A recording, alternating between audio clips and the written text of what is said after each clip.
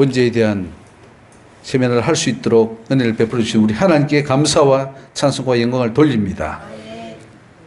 원죄에 대한 주제는 많은 사람들이 듣고 동의하지 않는 부분도 있지만, 그러나 또 그 중에 깨닫는 자들도 하나님이 주셔서 너무나 감사를 드리지 않을 수가 없습니다. 또 오늘 광주에서 어떤 또 목사님은 이것을 동의한다고 하고, 또 나머지 책자도 보내달라 이런 메시지도 왔는데 너무 감사하죠. 들리는 자는 들리는 거예요. 소수가 들리나 할지라도 살려야죠. 그래서 하나님은 남은 자를 건져라 그랬습니다. 들리지 않는 자는 예수님이 오셔서 직접 말씀하셔도 들리지 않았습니다. 그러나 들리는 자는 예수님을 첫 마디를 듣고도 깨달아졌어요. 니고데모와 같이. 오늘 이 말씀도 마찬가지입니다. 너무나 명확한 겁니다.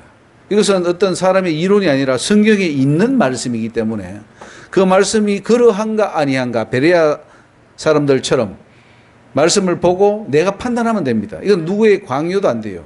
우리 신앙이라는 것, 말씀이라는 것은 강요로 되는 게 아닙니다. 윽박 지른다고 되는 것도 아니고, 옛날에 천주교가 저 남미에 가서 믿을래 죽을래 그런 것처럼 그렇게 해서 될 문제가 아니에요. 그 복음이 주어졌을 때 내가 깨달아지고 믿어져서 믿어지는 그 믿음만이 진정한 믿음이기 때문에 오늘 저와 여러분들이 이 원죄가 없다는 것도 말씀 보면 다 깨달아지고 성령 받은 자는 다 깨달아지게 될 줄로 믿습니다. 오늘 제 11번에 보면 어려서부터 악하다고 원죄가 있는 것이 아니다 하는 사실입니다.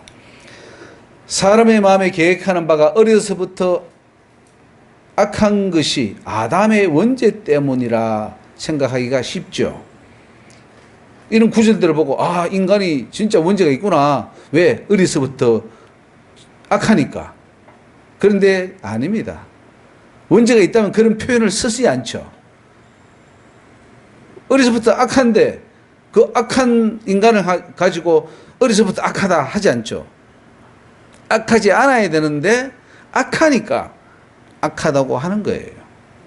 만약 원죄 때문에 어려서부터 악하게 된다면 그것을 한탄하거나 비난할 이유도 없고 성경이 이렇게 기록할 필요도 없습니다.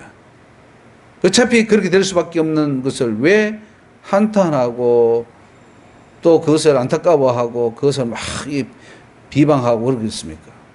창세기 8장 20절에 노아가 여호와를 위하여 단을 샀고 모든 정결한 짐승 중에서와 모든 정결한 새 중에서 취하여 번제를 드렸더니 여호와께서 그 향기를 흠양하시고 그 중심에 이르시되 내가 다시는 사람으로 인하여 땅을 저주하지 아니하리니 이는 사람의 마음에 계획하는 바가 어려서부터 악함이라. 하나님께서 그렇게 말씀을 하셨습니다.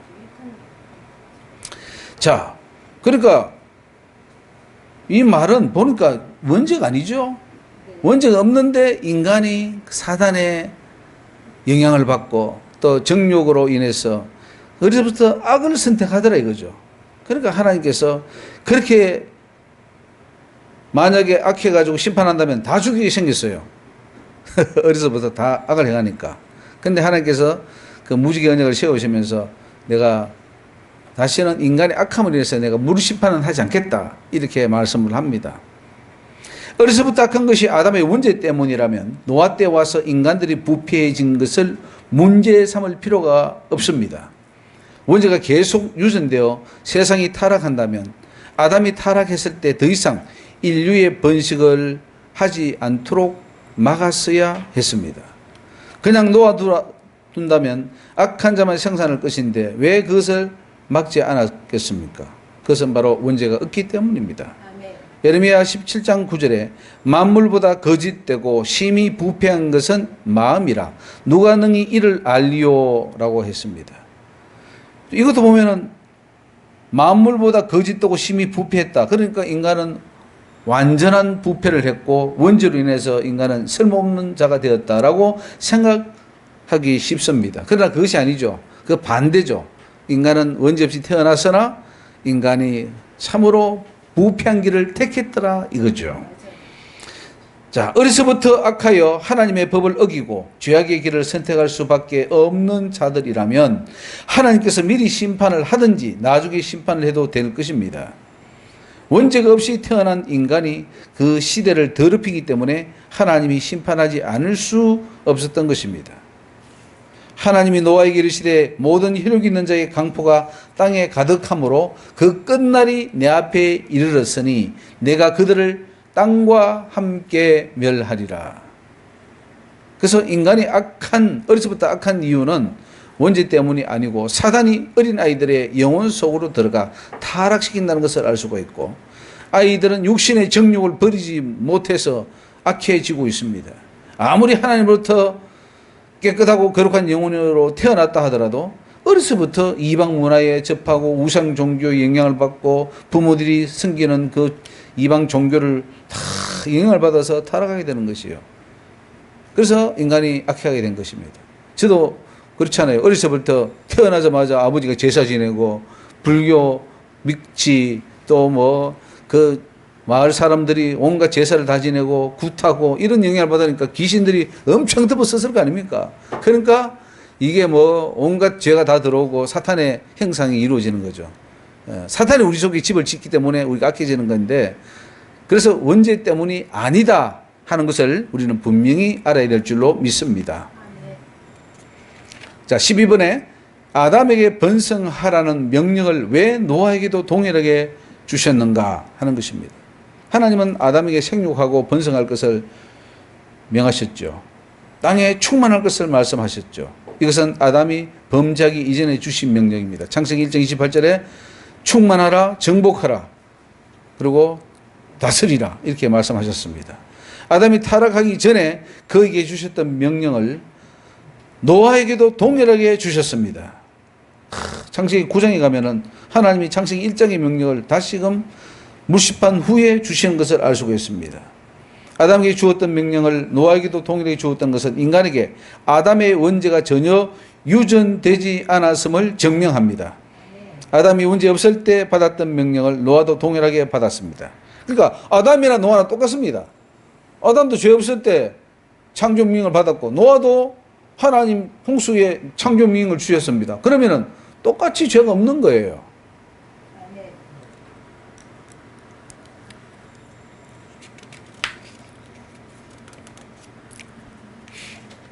자, 13번. 노아 홍수 이후의 인간들도 하나님의 형상대로 지음받습니다. 아담의 범죄로 인간 속에 하나님의 형상이 완전히 파괴되었습니까? 전혀 그렇지 않습니다. 노아 홍수 이후의 사람들도 하나님의 형상대로 지음을 받았지 않습니까? 창세기 9장 6절에 사람의 피를 흘리지 마라. 피를 흘리면은 그것은 안 된다. 왜? 하나님이 자기 형상대로 사람을 지었기 때문입니다.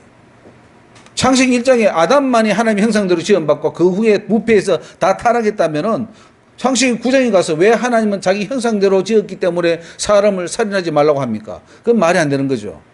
그러니까 아담의 타락 이후에도 계속해서 태어나는 인간들은 하나님의 형상대로 지었음을 믿으시기 바랍니다. 오늘 에베소서도 보면은 에베소서 말씀에도 하나님이 우리를 정말 하나님의 형상대로 만들기 위해서 우리를 지었다 그랬어요.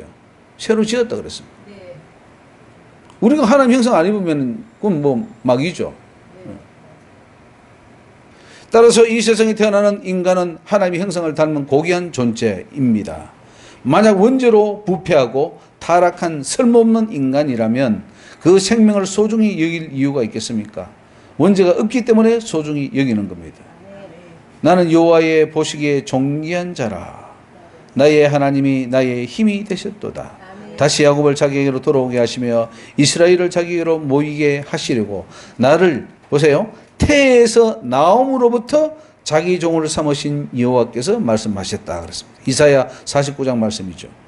태에서부터 나올 때부터 하나님이 자기 종을 삼았다는 것은 그 속에 원죄가 있습니까 없습니까? 원죄가 없어야만이 하나님의 종이 되겠죠. 성경은 하나에서 10가지, 1에서 100까지, 처음부터 나중까지 다 원죄는 전혀 없다는 것을 명백하게 증거하고 있습니다. 14번. 아담에게 세웠던 언약을 노아에게도 동일하게 세우신 이유를 봅시다. 하나님께서 아담과 선악과 언약을 세우셨죠. 그 후에도 노아와 무지개 언약을 세웁니다. 자, 이건 보세요. 선악과 언약은 전혀 효력이 없습니다. 이제는 노아와 같이 이제는 노아에게는 무지개 언약이 세워졌죠. 이것은 아담과 세운 언약이 파기되었다는 것을 말합니다. 아담이 파괴해버렸잖아요. 그러니까 이제는 그건 무효가 된 거죠. 아담이 인류의 대표로서 하나님과 한 번 세운 언약이 영원한 것이 아니라는 사실입니다.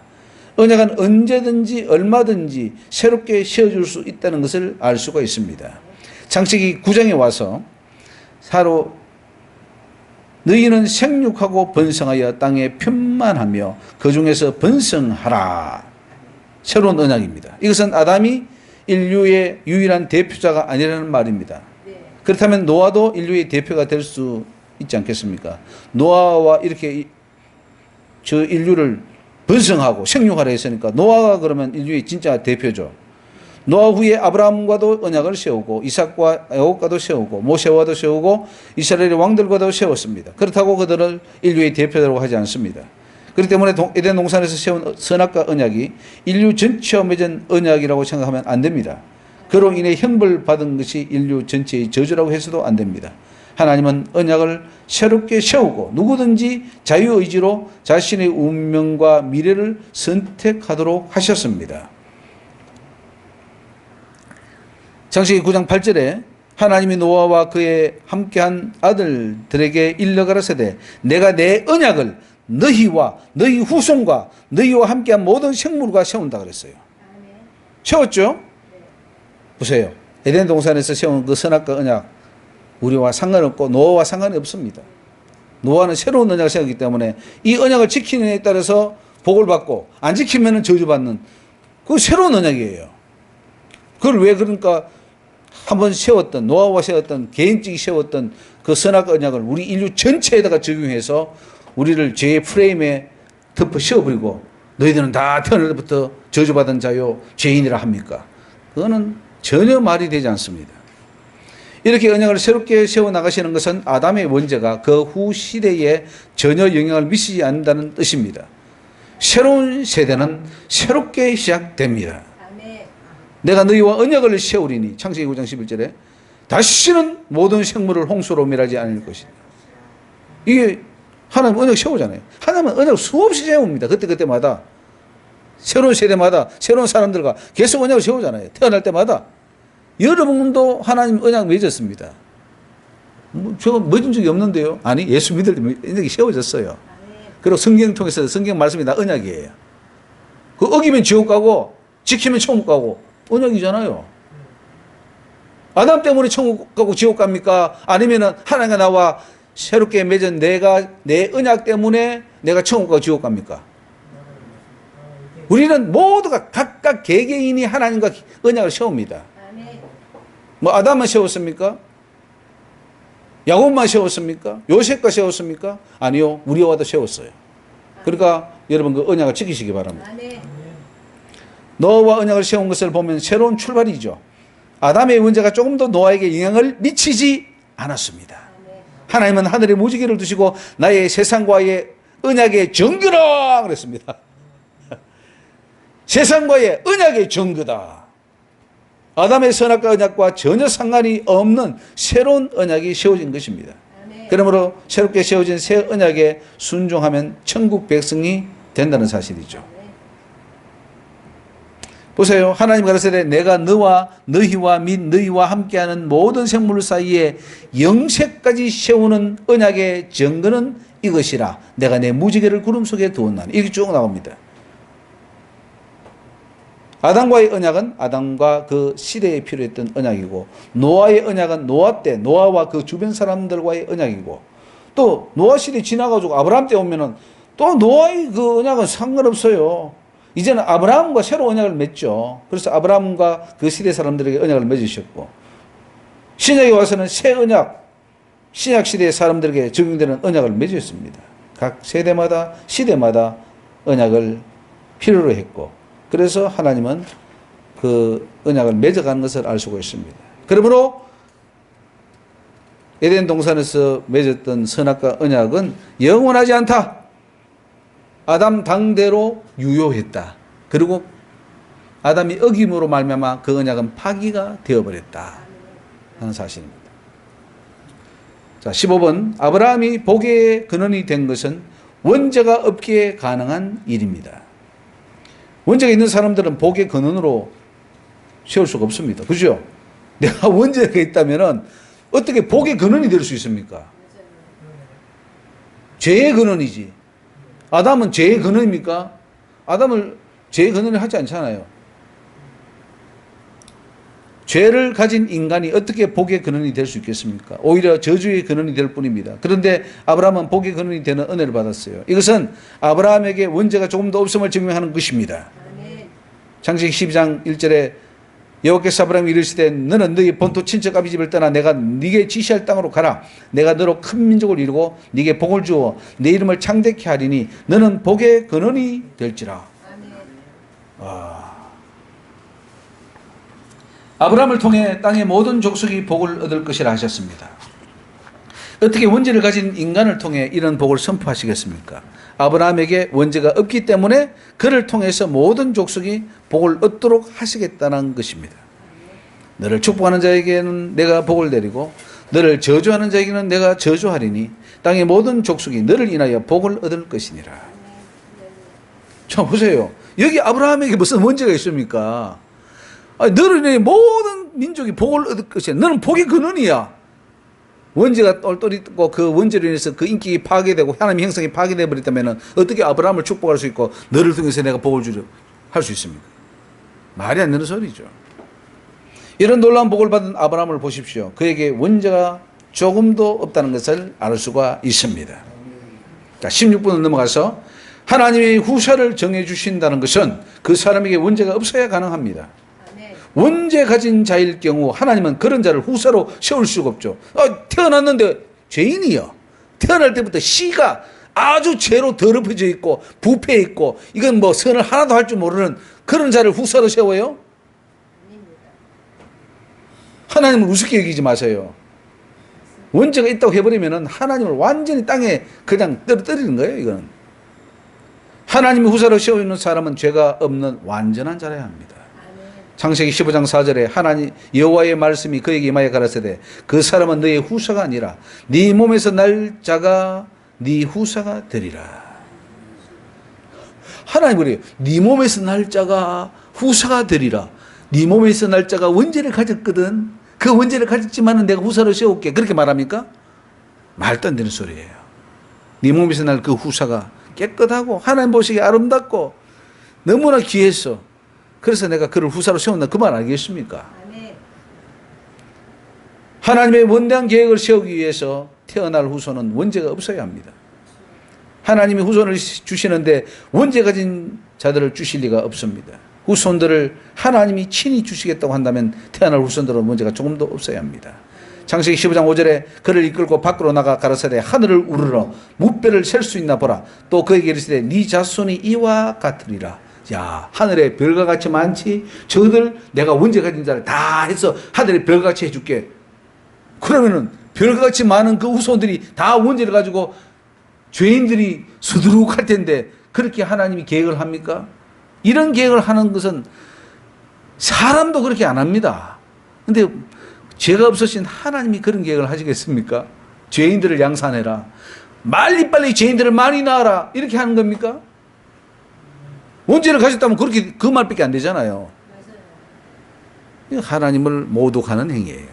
원죄를 외쳤던 자들은 회개해야 됩니다. 하나님을 모독했기 때문에. 아브라함이 여호와를 믿은 것을 보면 아브라함에게도 원죄가 없었습니다. 원죄 없는 자가 원죄 없는 후손을 생산할 수 있겠죠. 아브라함이 여호와를 믿으니 여호와께서 이를 그의 의로 여기셨더라. 하나님이 선택하여 사용하는 자들은 어떤 자들입니까? 깨끗한 자들이에요.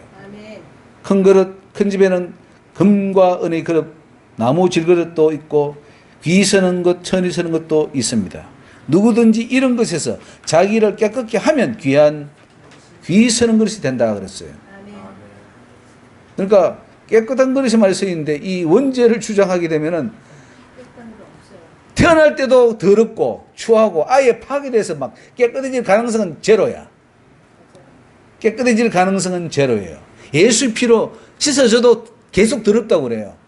원죄로 이미 태어날 때 더럽히기 때문에 이 죽어야 해결된다 이렇게 말해요. 죽어야 완전한 성화가 돼서 그때서 되는 거지. 이 세상에 일 때는 인간은 더러워. 제한 지을 수 없어. 이런 프레임을 가지고 계속해서 설교해요. 그 설교 그만해야 돼요. 강단에서 내려와야 돼. 그런 생명도 없고 사람 죽이는 소리를 왜 합니까? 죄 짓지 말고 깨끗해서 천국까지 이렇게 해야 되는데 죄를 안 지어서 그럼 왜 죄 짓지 말라 그래요? 왜 회개하라 그래요? 계속 죄를 지을 건데. 웃기잖아요? 왜 회개합니까? 그래서 옛날에 생각하기를 우리 부흥회 1년에 한 번씩 하잖아요. 연초에. 그걸 씻는 날이라 그래요. 1년 죄를 씻는 날이요. 다 모아서 씻는 거예요. 왜 씻어요? 또 지을 거. 그래서 나는 억울하게, 야, 죽을 때 다 모아서 한꺼번에 하면 좋지. 매년 해마다 이게 부흥회 참석해서 짓냐? 죽을 때 다 모아서 하세요, 그냥. 계속 지을 거니까. 그러니까 말도 안 되는 이 모순된 기독교를 어릴 때도 믿었단 말이에요. 참 이해가 안 되더라고요. 참 희한하다. 이 기독교가, 이 회개는 하라 그러는데 죄는 계속 짓고, 죄는 짓지만 천국은 간다 그러고, 세상 안 믿는 사람 보고 웃어요. 손가락질해요. 아이고, 저 기독교 바보다 아니냐, 저게. 응? 저는 모순된 것을 진리라고 믿고 있네. 정신 차립시다. 손가락질 받으면 되겠습니까? 우리 세상 사람보다 똑똑해야지. 하나님의 진리가 그렇게 허술합니까? 모순적입니까? 아니에요. 하나님의 진리는 가장 합리적이고도 가장 우리가 되게 볼 때에 너무너무 이게 맞아 들어가는 진리라 해야 되지. 말도 안 되는 것 갖다 놓고 말이지. 이거 뭐 하나님의 진리라고 하면은 다 웃죠. 예레미야를 열방의 선지자로 태중에서부터 선택하셨습니다. 예레미야에게 원죄가 있다면 불가능한 일입니다. 원죄가 없어야 태중에서 하나님이 그를 열방의 선지자로 택하죠. 너는 아이라 하지 말라. 내가 너를 누구에게 보낸지 너는 가며 내가 네게 무엇을 명하든지 너는 말할지니라. 내가 복중에 짓기 전에 너를 알았고 네가 태에서 나오기 전에 너를 구별하였고 너를 열방의 선지자로 세웠노라. 자, 예레미야가 이 부패해가지고 원죄로 인해서 다 파괴됐다면은 그를 어떻게 열방의 선지자로 세울 것이며 태중에 있는 자를 어떻게 구별하겠습니까?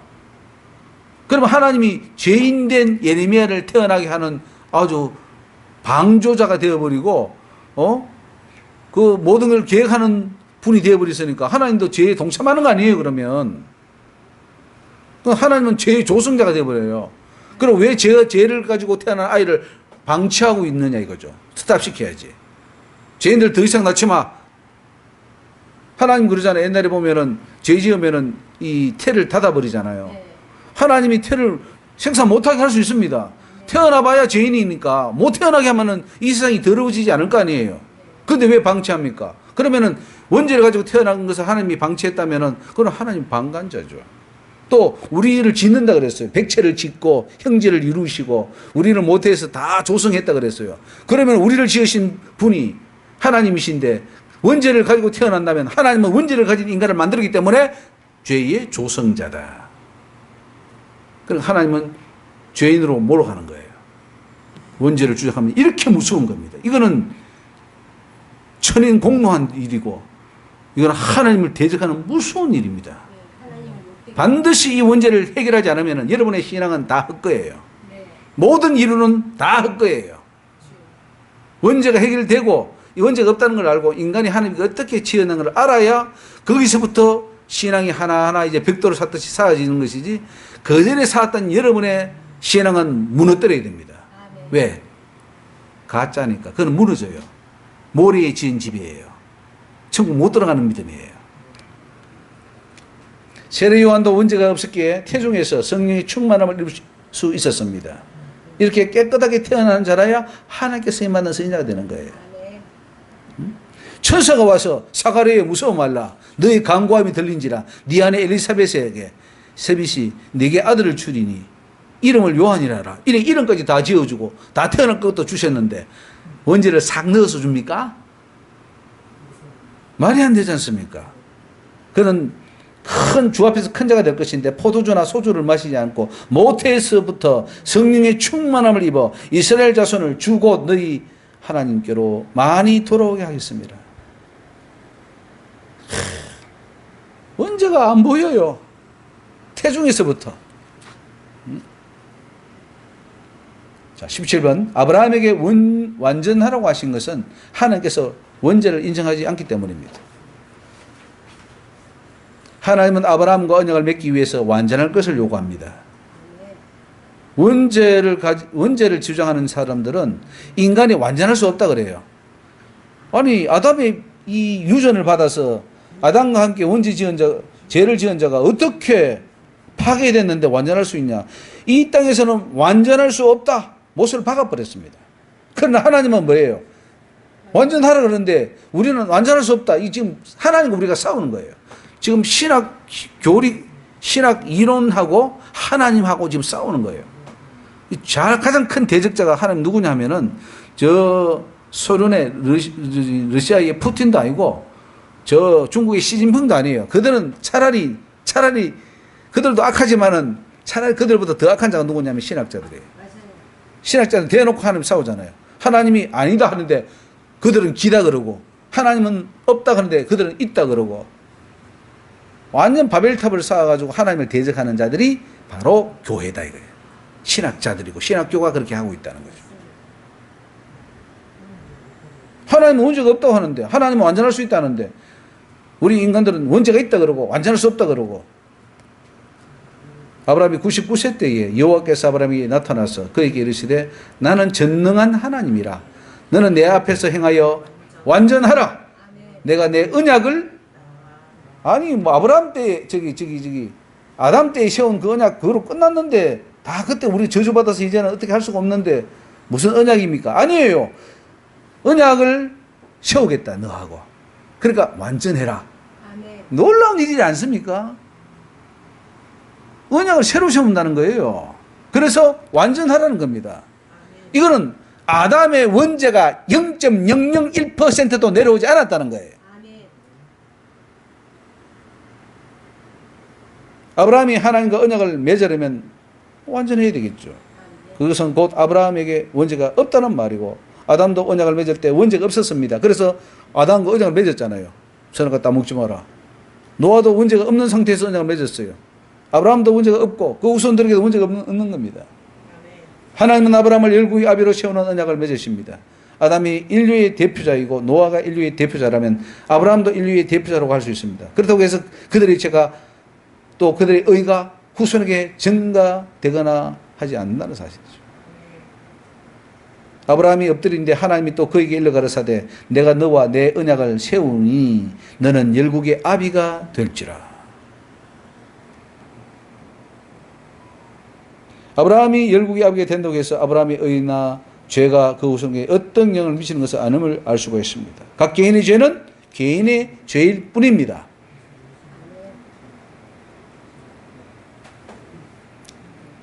그래서 아브라함에게 아브라함이라는 이름을 주시고 또 너로 번성케 하겠고 너를 쫓아 여령이 네게로 쫓아나리라 이런 놀라운 언약과 축복을 허락하십니다. 아브라함과 그 후손 사이에 언약을 맺으시는데 그것은 곧 아브라함과 1대1로 언약을 맺으시고 하나님과 이삭과 또 1대1로 맺으십니다. 아브라함과도 맺었지만 후손 대대로 한다지만 그게 또 이삭 때 오면 이삭과도 맺어요. 또 야곱과도 1대1로 맺으셔요. 그래서 언약은 나와 하나님과 1대1이에요. 아브라함이 맺었다고 해서 유대인은 그래요. 우리 아브라함이 하나님께서 복을 주시기 때문에 우리는 지금까지 복받아. 이런 게 아니에요. 나와 하나님과 1대1이에요. 아브라함이 복받았는데 그 아들 보세요. 자 이삭도 1대1로 맺었지만 이스마엘은 어떻게 했어요? 그거 빙그레서 나갔잖아요. 그러니까 그런데 이스마엘 누굽니까? 아브라함의 아들이에요. 그럼 아브라함이 복의 근원이고 너를 위해서 열왕이 나오고 너를 위해서 모든 민족이 복을 받는다 했으면 이스마엘도 받아야 될 거 아니에요. 근데 아니잖아요. 그래서 나는 그들의 하나님이 되리라. 하나님이 또 아브라함이 이르시되 그런즉 너는 내 언약을 지키고 네 후손도 대대로 지키라. 즉 내 언약을 지키라는 것은 선악과 언약은 무효다. 이제 없어졌다. 이제부터 새롭게 세운 그 언약을 네가 지켜라. 이렇게 되는 겁니다. 그리고 그 언약을 지키느냐 안 지키느냐에 따라서 죽느냐 사느냐가 갈리는 거예요. 그래서 살고 죽는 것은 내 선택에 달려있다. 아담의 선택이 아닙니다. 아담이 잘못 선택하고 하와가 잘못 선택했기 때문에 내가 죽는 게 아니에요. 내 선택에 의해서 내가 죽기도 하고 살기도 한다는 사실입니다. 원죄를 타고 난다면 이미 범죄자이기 때문에 언약을 어긴 상태가 됩니다. 하지만 하나님은 아담의 선악과 언약을 그 후손들에게도 적용시키지 않습니다. 하나님은 새로 언약을 세우시고 그 언약을 준수하도록 하십니다. 바로 할례 언약입니다. 할례 언약은 선악과 언약과 별개의 언약이고 새로운 언약입니다. 너희 중 남자는 다 할례를 받아라. 이것이 나와 너희와 너희 후손 사이에 지킬 내 언약이라. 너희는 양피를 베어라. 이것이 나와 너희 사이의 언약의 표징이니라. 그래서 양피를 이스라엘 백성 중에서 양피를 안 베면은 할례 안 하면은 죽었습니다. 지옥 갔습니다. 그리고 양피를 베면은 구원받았습니다. 똑같죠? 에덴 동산의 선악과 언약과 똑같은 효력입니다. 절대로 그 선악과 언약이 효력이 밑으로 내려오지 않는다는 사실이에요. 내려오면 이런 언약을 세우면 안 되죠. 아담 때는 선악과 언약을 세우고 선악을 따먹는 자의 여부를 보았지만 이제는 할례 언약을 세우고 할례를 행하는지의 여부를 보는 겁니다. 물론 신약에 오면 이 할례 언약도 폐하여지고 예수 그리스도를 믿는 믿음을 통한 언약을 세우고, 자, 할례 언약도 영원하지 않습니다. 아브라함 때 세운 할례 언약은 영원하지 않아요. 예수님 올 때 예수님도 할례를 했지만은 예수님이 돌아가심으로 모든 것이 끝납니다. 그래서 그 할례 언약 필요 없다고 한 것이 바로 로마서, 갈라디아서, 에베소서 이런 말씀들이죠. 왜? 새로운 언약이 왔거든요. 아담의 선악과 언약으로 인류 전체의 운명이 결정되었습니까? 그렇다면 왜 후에 할례 언약을 세우십니까? 아브라함 시대에 태어난 자들은 아담의 선악과 언약과 전혀 상관이 없는 자들이고 그들에게는 할례 언약이 중요한 사실이고, 지금 신약 시대의 성도들은 또한 할례 언약과 아무런 상관이 없습니다. 새로운 언약이 맺어졌죠. 그래서 이 원죄는 전혀 내려오지 않고 있다는 것을 성경이 증거해 주고 있습니다. 이해가 가십니까? 동의가 되십니까? 네. 자, 18번. 하갈이 낳은 이스마엘에게 원죄가 없다는 증거입니다. 하갈이 낳은 이스마엘에게 원죄가 있을까요? 이스마엘에게 원죄가 없는 것이 확실한데 왜 그렇습니까? 하나님이 이스마엘을 통해 일을 이루시는 것이 있었기 때문입니다. 하갈이 여주인 사례를 대적하다가 쫓겨날 때 여호와의 사자가 그를 만나 돌아갈 것을 말씀하셨습니다. 여호와의 사자가 광야 샘곁 술길 샘물 곁에서 그를 만나 가로되 사례 여종 하갈아 네가 어디서 왔으며 어디로 가느냐? 가로되 나는 나의 여주인 사례를 피하여 도망하나이다. 여호와의 사자가 그에게 이르시되 네 여주인에게 돌아라. 그리고 그 소에 복종하라. 하나님은 이스마엘을 통해서 그 자손을 번성케 할 것을 말씀합니다. 이스마엘도 아브라함의 자손이기 때문입니다. 원죄가 있으면 하나님께서 이런 계획을 이루지 않을 것입니다.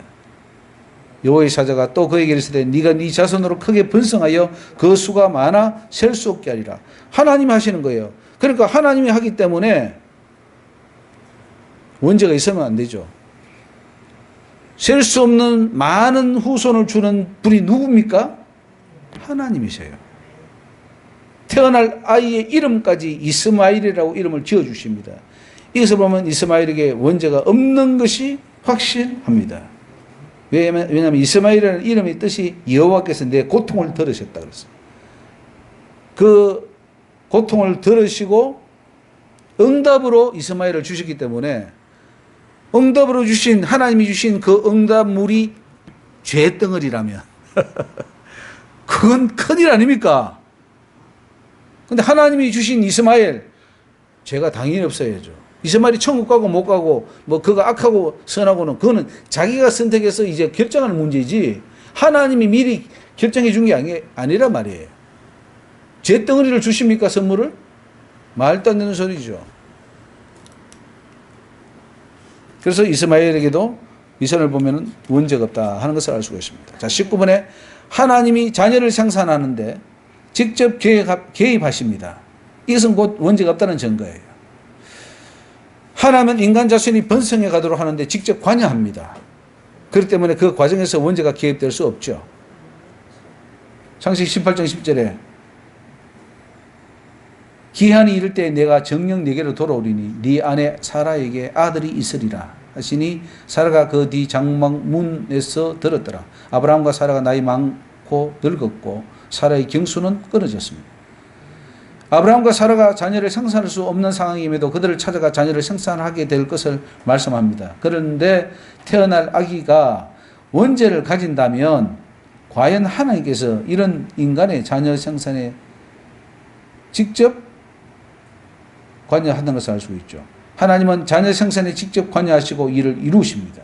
그 자녀를 생산하여 자녀를 삼으시고, 그렇기 때문에 인간에게 원죄가 있을 수 없다는 사실이죠. 창세기 18장에 내가 늙었으니 어떻게 낙이 있으리요. 여호와께서 아브라함에게 이르시되 사라가 왜 웃으며 이르기를 내가 늙었거늘 어떻게 아들을 낳으리요 하느냐, 이렇게 말합니다. 이렇게 하나님은 자녀 생산에 직접 관여하시고 그들 가운데 하나님의 자녀를 선택하십니다. 그러므로 여기에 원죄가 절대 개입될 수가 없다는 사실이죠. 하나님이 직접 개입하여 자녀 생산을 이루어 나가시기에 원죄가 없습니다. 창세기 18장 14절에 여호와께서 능치 못한 일이 있겠느냐. 여러분, 아브라함의 아들이 이스마엘은 그냥 태어났죠. 그런데 이삭은 약속의 자녀죠. 도무지 태어날 수 없는 상황입니다. 그런데도 하나님이 주셨어요. 사라에게 아들이 있을 것이다. 그러니까 하나님이 주신 그 이삭에게 원죄가 있을까요? 없습니다. 있을 수가 없습니다. 자, 20번. 왜 소돔성의 의인 10명을 찾으십니까? 의인을 찾는다는 것은 의인이 있을 가능성이 있기 때문이죠. 의인이 있을 가능성이 전혀 없다면 아예 찾으려는 시도를 하지 않을 것입니다. 만약 소돔성 사람들이 모두 아담의 원죄를 가지고 태어난다면 단 한 명의 의인도 존재할 수 없겠죠. 그런데 왜 하나님은 소돔성의 의인 10명을 찾으십니까? 있든 없든 그건 둘째 문제고 가능성이 있다는 거죠. 하나님이 찾는다는 것은 의인이 이 땅에 존재할 가능성이 있기 때문에 찾는 것이지 한 명도 없다면은 찾지 않습니다. 그런데 아담의 원죄를 인정해버리면은 한 명도 있을 가능성 자체가 없어져 버립니다. 그러므로 하나님이 찾으면 안 돼요. 이 땅에서 의인을 찾으면 안 돼요. 그러면 어떤 이론이 나오느냐? 우리 개혁주의에서는 의인이 없으니까 주님이 너 의인 해가지고 그는 하나님 의인을 만들어줬다는 거예요. 그러니까 하나님의 은혜다. 이걸 하나님의 은혜로 말해요. 그거 아니에요. 소돔성에서 그러면은 그렇게 할 것 같으면 개혁주의 예정론이 맞다면은 그렇게 하나님이 소돔성에 너 의인 10명 해. 소돔성 멸망시키지 않기 위해서 10명 딱 선택해가지고 의인 딱 만들어주고 10명 있네. 내 심판 취소할게. 뭐 이런 식으로 나와버리면 될 거 아니에요. 근데 하나님 그런 심판하지 않잖아요. 우리는 너무나 모순에 빠져 있어요. 우리가 믿는 신앙은 모순투성입니다. 보세요. 여호와께서 가라사대 소돔과 고모라에 대한 부르짖음이 크고 그 죄악이 심히 종하니 내가 이제 내려가서 그 모든 행한 것이 과연 내게 들린 부르짖음과 같은지 그렇지 않은지 내가 보고 알려 하노라. 아니, 원죄가 있어서 소돔 고모라처럼 되는 건 당연한 건데 그걸 뭘 또 다시 보려고 내려가시고 말고 합니까? 인간은 다 문제가 있다면은 소돔 고모라처럼 될 수밖에 없잖아요. 근데 참 우리 인간은, 우리 크리스찬은 어리석어서 인간은 문제가 있어서 소돔 고모라처럼 되었어. 그럼 하나님은 또 왜 심판합니까? 말이 안 맞잖아요. 좀 생각을 하고 믿어야 돼요. 너무 생각 없이 믿은 거예요. 주입식으로 믿은 거예요. 우리 한국 교육이요, 과거에는 주입식이었어요. 달달달 외우고 막, 그러니까 창의적인 게 안 나와요. 근데 요즘은 굉장히 논술 이런 거 에세이 쓰고 그 다음에 자꾸 사고하게 만들고 생각하게 만들어서 발전하게 만드는 거예요. 그렇게 발전하는 거죠. 우리 신앙도 주입식으로 믿는 것은 발전 못해요. 믿으라 하니까 믿고 그렇다니까 그렇다고 뭣도 모르고 그냥 그렇다고 하니까 따라가는 거. 발전 못해요. 우리 그렇게 살아왔어요. 원죄가 있다 하니까 원죄가 있는 모양이다. 왜 있는지도 몰라. 어떻게 있는지도 몰라. 생각도 안 해봤어. 그리고 성령은 눈이 칵칵 읽어도 그게 안 보여요. 원죄가 원래 있는 거야. 근데 참 이상하다. 이게 참 머리야 안 해. 이렇게 하면서 가는 거예요. 그러다가 한편에 늙어 죽어버리는 거지. 지옥 떨어지는 거지. 생각하세요. 생각. 응? 성령께 기도해서 성령께서 깨닫게 해달라고 기도해야 됩니다. 의인 50, 45, 40, 30, 20, 그리고 10, 10명까지 내려갑니다. 하나님의 공의는 의인을 악인과 함께 죽이지 않는 것입니다. 의인이 있을 수 있다는 거예요. 주께서 이같이 하사 의인을 악인과 함께 죽이시면 불가하오며 의인과 악인을 균등히 하심도 불가하나요. 아니 원죄가 인정되면은 모든 자가 다 악인이고 다 죄인인데 여기서 무슨 의인과 악인을 나눕니까? 이건 문제가 없다는 거예요. 하나님께서 소돔성에게 의인 10명만 있어도 그 성을 멸하지 않겠다 하셨는데 하나님은 원죄를 인정하지 않는다는 것을 알 수가 있습니다.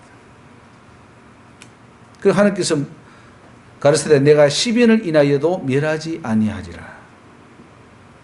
10명의 의인만 있어도 멸하지 않겠다. 그러면은 10명의 의인이 있다는 그것은 뭐냐면 원죄가 없다는 걸 말해요. 나머지는 뭐냐? 다 자범죄로 죄인이 되었다는 것을 말하는 거죠. 소돔성의 의인 10명이 없었던 것은 원죄 때문이 아니라 소돔성 사람들이 스스로 악을 택하고 범죄했기 때문입니다. 소돔성 사람들도 하나님의 형상대로 시험을 받았고 그들도 원죄 없이 태어났으나 그들이 악을 선택해서 심판을 받게 되었습니다. 그래서 유다서 1장 7절에 소돔과 고모라와 그 이웃 도시들도 저희와 같은 모양으로 간음을 행하며 다른 색을 따라가다가 영원한 불의 형벌을 받음으로 거울이 되었습니다. 아담의 죄 때문에 형벌을 받았습니까? 아니면 그들이 다른 색을 따라가다가 음란하다가 불의 형벌을 받았습니까? 그들의 자범죄로 형벌을 받았습니다.